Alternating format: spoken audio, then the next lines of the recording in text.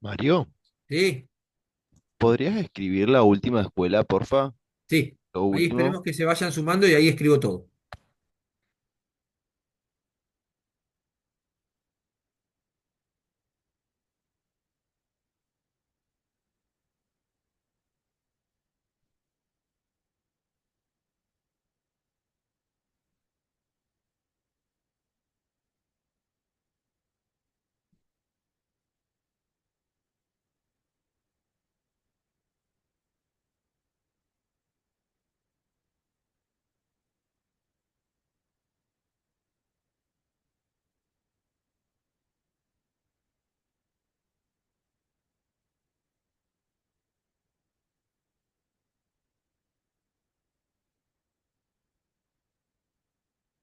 Bueno, vuelvo al chat, ¿sí? Anoto de vuelta en el chat.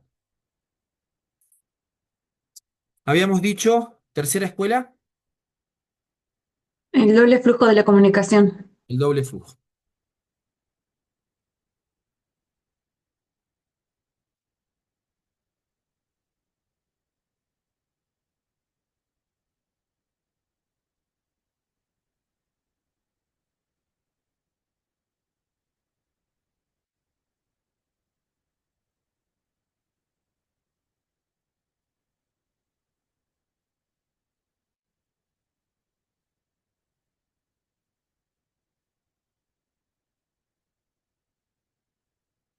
El doble flujo de la comunicación, el referente de esa subescuela es Paul Lazarsfeld. Paul Lazarsfeld es un personaje bastante interesante en el campo de la comunicación, sobre todo en la escuela norteamericana, porque tenía una visión, a pesar de que la impronta norteamericana es muy fuerte, pero tenía una visión bastante amplia.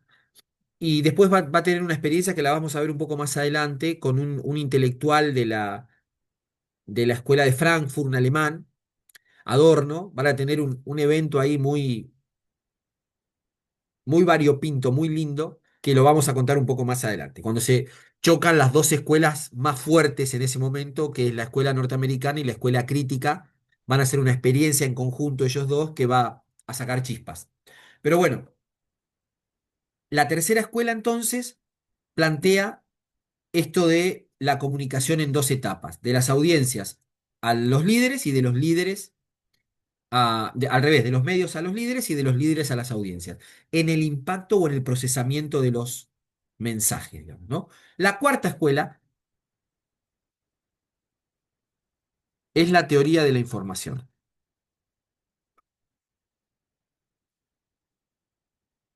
cuyo máximo referente es Shannon.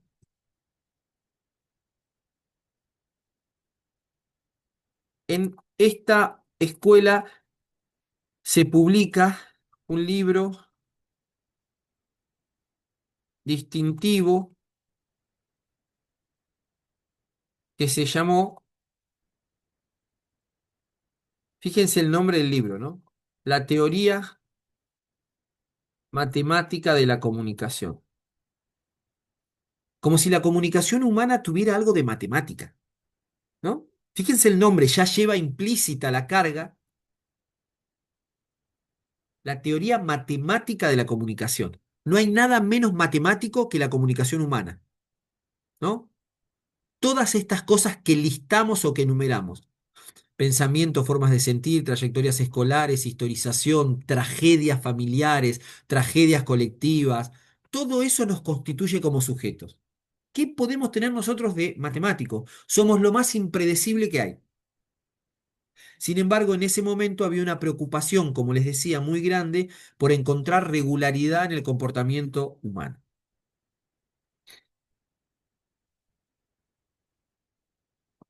Para esta corriente, el principal desafío era cómo reproducir de un punto a otro un mensaje de la manera más exacta posible. Sí. ¿Cómo? Profe, tengo una consulta. Sí. Cuando realmente esto de que la cuarta teoría, o sea, la cuarta escuela buscaba como esta regularidad, por eso era como muy matemática, es porque varias de estas escuelas todavía tenían ese, como ese bagaje del funcionalismo. Todas, Ah, ok. todas, absolutamente todas están atravesadas, todas conforman, y esto es importante, está bueno tu aporte, Francisco, porque nos ayuda, es una pregunta retórica que nos ayuda a comprender, ¿no? A ver, todas estas subescuelas integran lo que se conoce como la Escuela Norteamericana de Comunicación.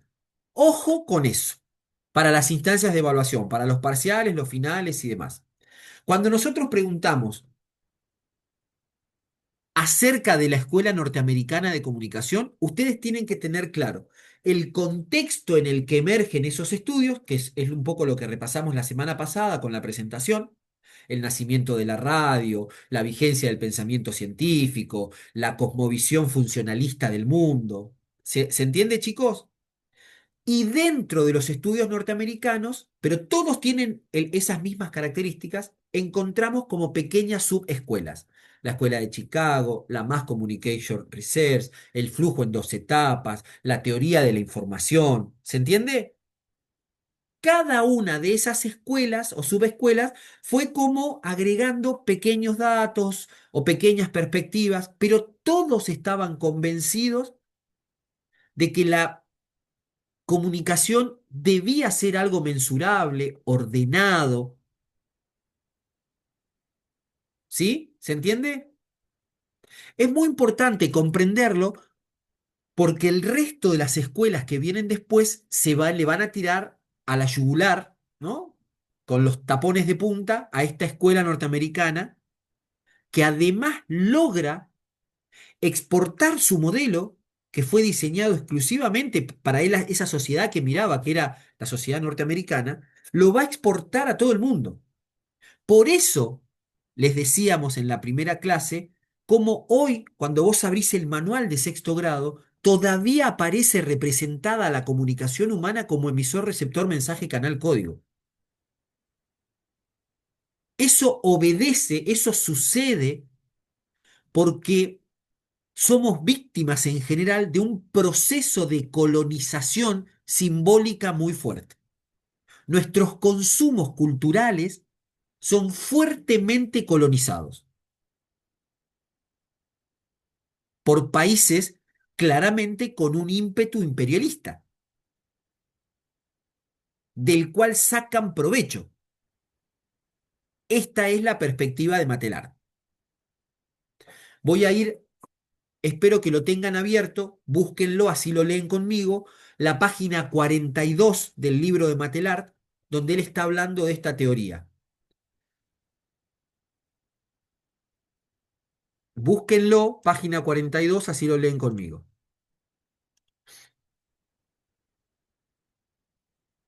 En el primer párrafo, segundo, en el tercer párrafo.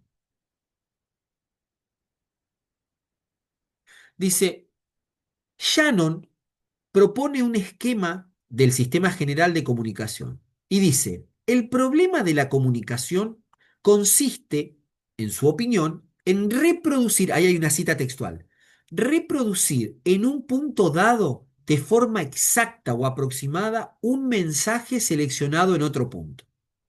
En este esquema lineal, en el que los polos definen un origen y señalan un final, la comunicación se basa en la cadena de los siguientes elementos constitutivos. Y ahí enumera los elementos. La fuente, que es el emisor, el codificador o emisor, el mensaje, el canal, el receptor. El objetivo de Shannon es diseñar el marco matemático dentro del cual es posible cuantificar el coste de un mensaje, de una comunicación entre los dos polos de este sistema, en presencia de perturbaciones aleatorias llamadas ruidos indeseables porque impiden el isomorfismo, la plena correspondencia entre los dos polos.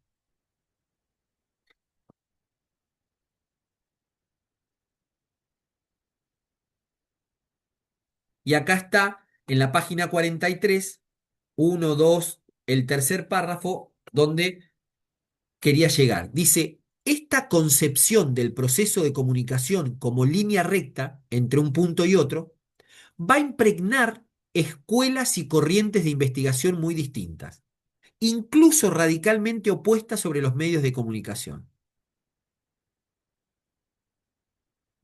Las complejidades que la sociología de los medios aporta a ese modelo formal se basa en introducir en él otras variables, y nombra una serie de autores que respetan este esquema origen-fin. Lo refinan, pero sin modificar su naturaleza, que consiste en considerar a la comunicación como evidente, como un dato en bruto. Lo que nos dice ahí Matelart es que la concepción de la comunicación como algo lineal que nosotros tenemos en nuestra cabeza surge ahí. Después cada una de las escuelas le fue agregando pequeños datitos, pero nunca se pudieron correr de ese modelo. Nunca nos pudimos correr. Que nosotros imaginemos que estamos estudiando visual a la comunicación de manera lineal es una arbitrariedad. Hagan el esfuerzo.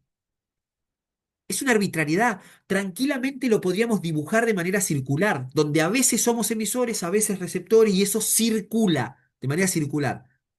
Pero fíjense qué grosso que es en términos de imposición de un modelo que nos cuesta imaginarlo de otra manera que no sea lineal. Nos representa una incomodidad, una piedra en el zapato. Solo pensarlo. Y es una arbitrariedad, es un invento. ¿Se ve, chicos? ¿Se entiende lo que digo? ¿Seguro? Sí, profe. Sí, sí. Pero no solo eso, sino que además logra construir un modelo para dar cuenta de la comunicación humana que lo vacía de sentido. Y eso es lo que denuncia Matelar de la intencionalidad.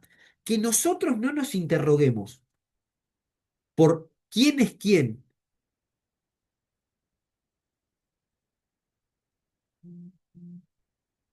en el campo de la comunicación es despolitizar la comunicación. No es lo mismo que el emisor y el receptor de un mensaje de comunicación sean dos pares, que uno sea una autoridad y otro no. Que entre ellos haya una relación de poder. Pensemos en los medios de comunicación, ¿no? Un medio omnipotente y una audiencia que no tiene posibilidades de poder ser en igualdad de condiciones. Bueno, yo creo que estas cuatro escuelas de comunicación son una buena representación de todo ese conjunto más grande que fue la Escuela Norteamericana de Comunicación. Esperen, ¿eh?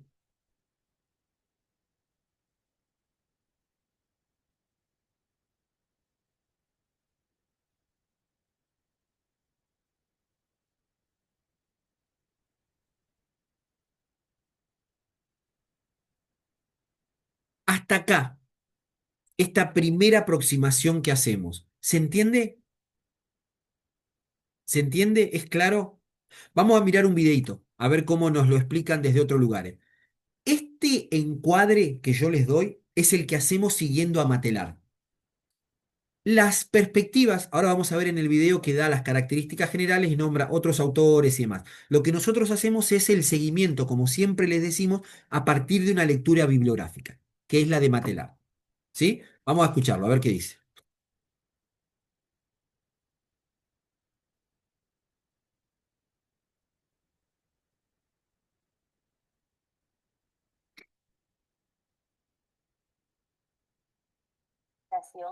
Y la crisis que enfrentaba la ciudad de Chicago.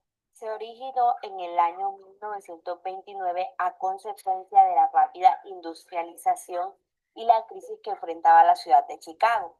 Esto provocó la investigación social voluntaria de académicos e investigadores en busca de una mejora para la sociedad con las bases de los estudios de psicología de Harold Laswell.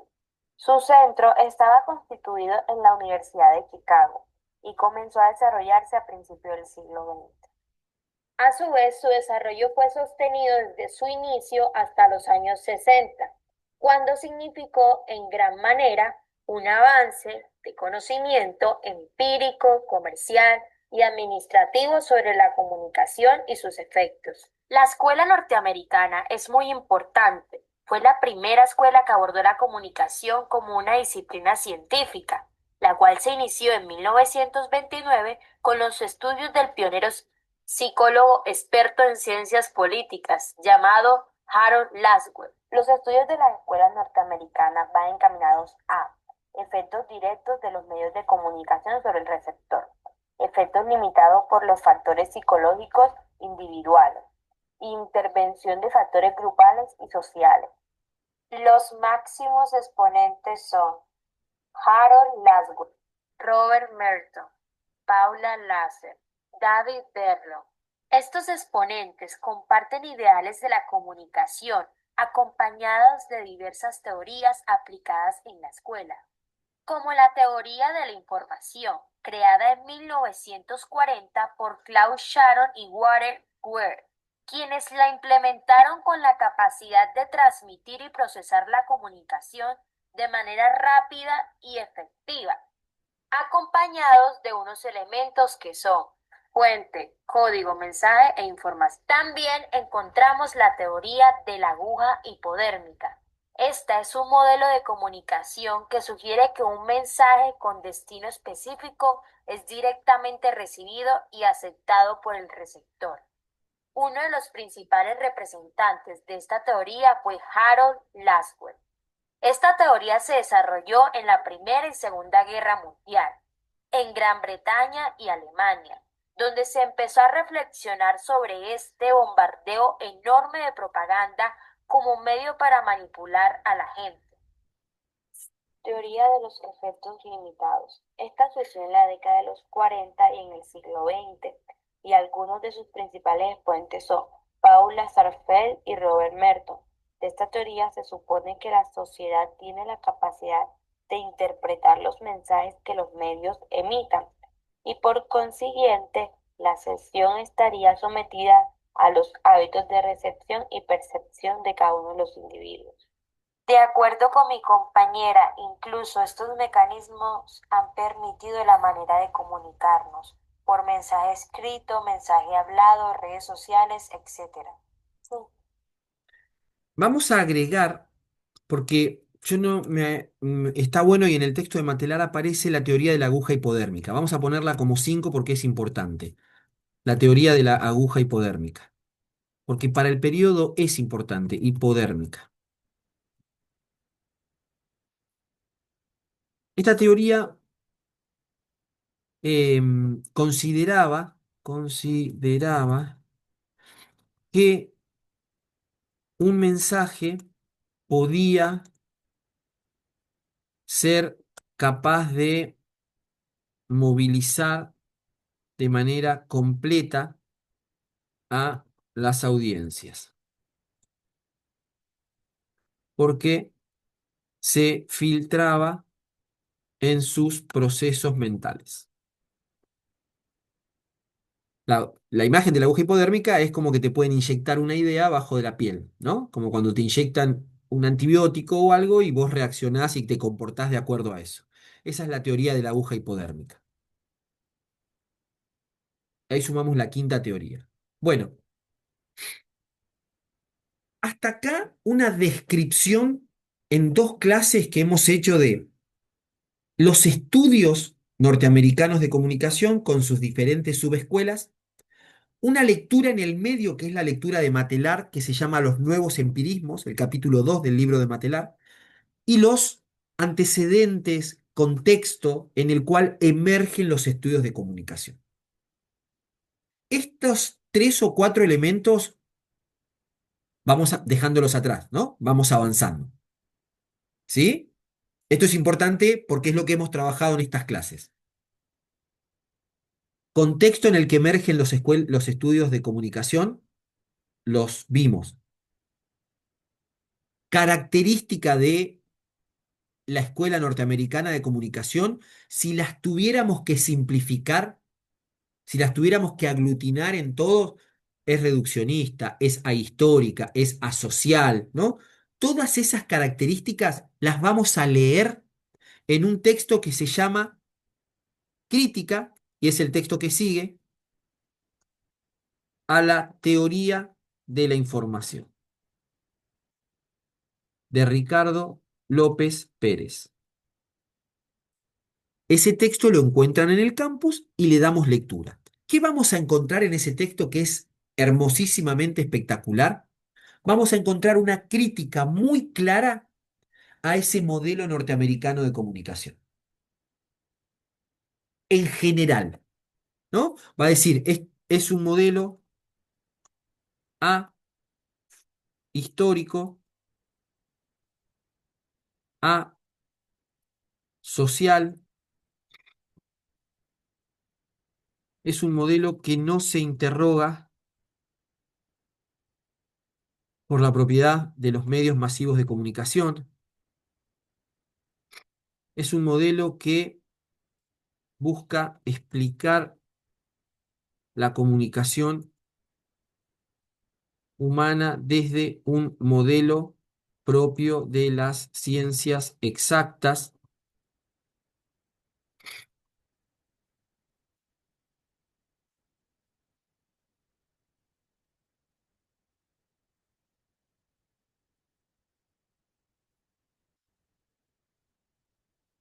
Es un modelo que fue creado por ingenieros y no por profesionales de las ciencias sociales.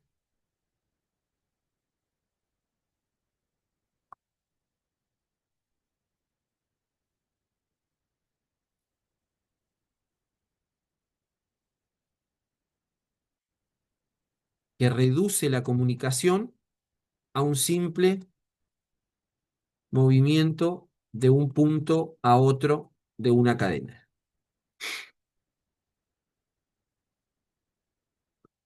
Ahí estoy puntualizando las críticas que ustedes van a encontrar en el texto de Ricardo López Pérez sobre todo ese conjunto teórico de la escuela norteamericana. Y yendo un poco más a fondo, López dice, esta escuela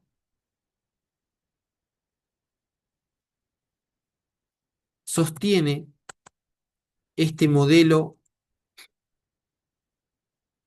Pocket porque con eso logra que las personas no se interroguen por las relaciones de poder que existen en los procesos de comunicación.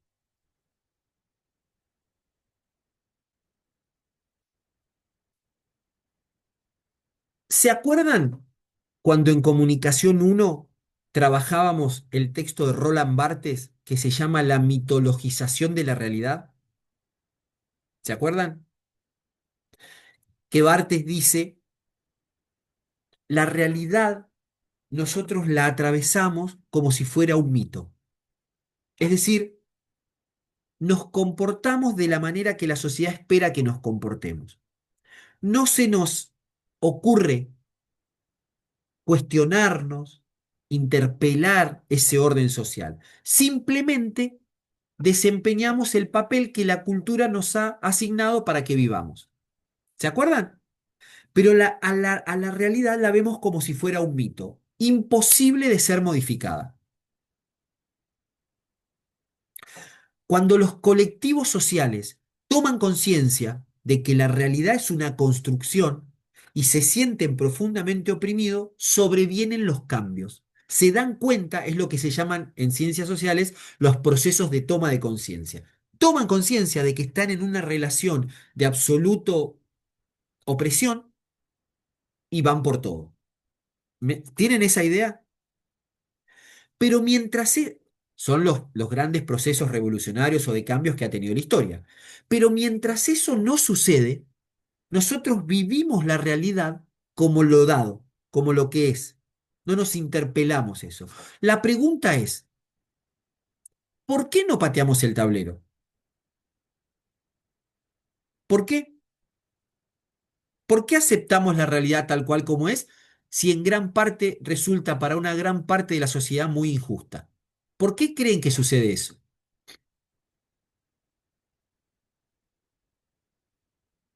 En un punto, profe, pienso que, no sé, relacionado a los textos, sino pensando en voz alta, que hay como una relación simbiótica entre el sistema y los usuarios del sistema. De romper el sistema es romperse a uno mismo también. Es difícil, me parece que, ¿por qué no romper todo? Y romper todo es romper todo, me parece, no sé. Pero digo, no sé si romper todo, pero digo, cuando vos estás en una relación, en una situación familiar, y hay una situación que te das cuenta que es injusta para con vos, ponés el grito en el cielo, pateás. Sería, profe, tipo, romper con lo que está mal, pero está aceptado socialmente, más o menos. Sí, yo Sería digo, con romper con la toxicidad de lo que va implementado durante décadas, por así decirlo. pero digo, no estoy haciendo una invitación a romper todo. Lo que digo es reflexionar sobre esto. ¿Por qué creen ustedes que aceptamos la realidad como dada? ¿Por qué no nos interrogamos sobre si las prácticas que hacemos cotidianamente también están mal, son justas, son injustas, son lo que tienen que ser? ¿Por qué? Yo creo que porque estamos culturalizados de una forma que nos hace pensar, avanzar y vivir de esa forma que nos enseñaron. Entonces es Yo muy difícil también. salirse de ese sistema porque no conocemos otro. Y pasa en pequeñas prácticas y en grandes prácticas que uno dice, yo no estoy de acuerdo con esto, pero tampoco sé con qué estoy de acuerdo, tal vez. Sí. Entonces, y un poco eso lleva a estar un poco estancados, tal vez como No, pero de sociedad. todos modos, está bueno lo que vos decís, Paulina, coincido totalmente. Está muy bueno porque nos ayuda a pensar en estos términos. A veces darme cuenta de que algo no está bien ya es un montón. Quizás no lo pueda cambiar, porque está muy lejos de mi alcance, ¿no? Pero ya darme cuenta es un proceso de reflexión muy deseable. Pero yo lo que digo en relación con lo que dice Paulina, que está muy bien, es entre nosotros y la realidad, ¿no? Cotidiana, la forma en la que nos relacionamos es una práctica cultural, ¿no? Entonces, esa práctica cultural ha sido construida históricamente, no la inventamos nosotros. Ahora, esa invención, esa matriz, esa cubetera por la cual nosotros vamos desarrollando siempre lo mismo, es el producto de unos intereses muy abstractos, muy genéricos, muy grandes, ¿no? Para quienes les conviene, en todo caso, que el orden quede así. Porque ustedes imagínense si toda la gente que se sintiera incómoda en el sistema quisiera patear el tablero. Pondría el mundo patas para arriba. Eso no sucede porque, como dice Paulina, hemos sido aprendidos y enseñados a vincularnos con la realidad desde ese lugar. Profe, yo le cambiaría la palabra más a condicionados a seguir el patrón, porque A eso ya ver, más como es algo que viene desde años anteriores, desde nuestra crianza, desde nuestra crianza. Y es como ver esos patrones, de decir los vemos, pero ya estamos, entre comillas, entrenados para ignorarlos y seguir haciendo lo que hace el resto, para no ser marginados. bien, está bueno, me gusta, va por ahí. Em, eh, Se necesita como un esfuerzo muy grande intelectual, ¿no? De reflexión, digo, no ser un gran pensador, sino digo, para poder entender que esa realidad que habitamos es una construcción, que cambia, que se mueve, que ha sido construida y demás. Y que nosotros somos sujetos sobre los cuales en general no nos preguntamos por esa realidad, simplemente la habitamos. De esa manera, al transitar lo que se espera de nosotros en la vida, somos sujetos adheridos al sistema. Nos mantenemos aferrados al sistema y así funciona.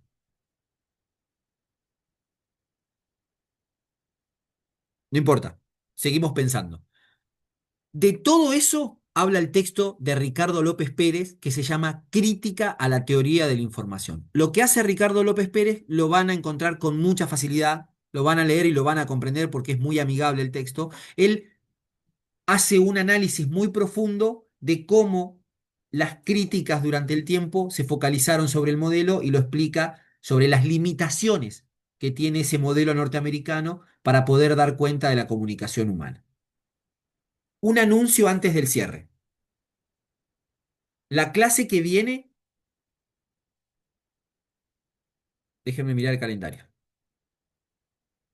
La clase que viene es 4.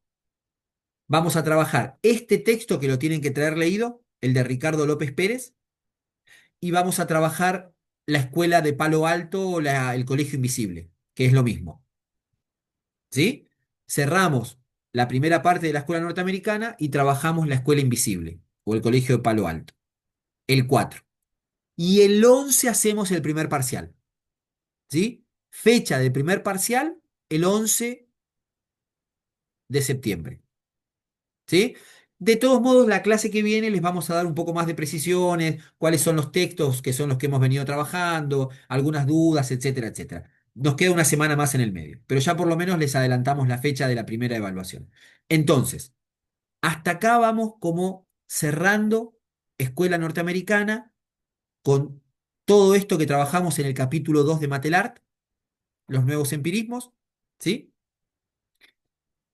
La clase que viene trabajamos con el texto de Ricardo López Pérez, que es Crítica a la Escuela Norteamericana, que como es muy fácil, vamos a hacer una presentación y cerrar un poco el tema, y vamos a trabajar con el texto de Ives Winking, que se llama Del telégrafo a la orquesta, que habla de la Escuela de Palo Alto.